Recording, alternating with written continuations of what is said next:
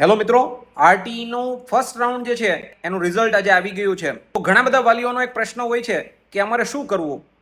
તો એના માટે સૌપ્રથમ ગૂગલની અંદર આરટીઈ લખવું. આરટીઈ લખ્યા બાદ આરટીઈની વેબસાઇટ ઉપર જ આવી જશે.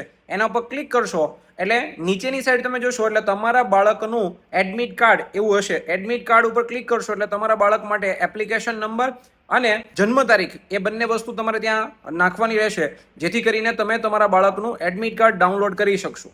જો તમારા બાળકનું એડમિટ કાર્ડ આવી ગયું તો તમારે સમજવાનું કે તમારા બાળકનું સિલેક્શન થઈ ચૂક્યું છે અને હવે તમારે ડોક્યુમેન્ટ વેરિફિકેશન અને સ્કૂલ પર જવાનું રહેશે. પણ જેનું એડમિટ કાર્ડ નથી આવ્યું એટલે કે વેઇટિંગમાં છે તો એને સમજવાનું કે હવે એને નેક્સ્ટ રાઉન્ડમાં વારો આવશે. પણ અત્યારની હાલની તકલીફ એવી છે કે દરેક લોકો આરટીઈની વેબસાઇટ ખોલતા હોવાથી એ વેબસાઇટ ખુલી શકતી નથી એના ટ્રાફિકના કારણે. તો ખાસ મૂંઝવવું નહીં, થોડા સમય પછી એનું સોલ્યુશન આવી જશે. સો ડોન્ટ વરી.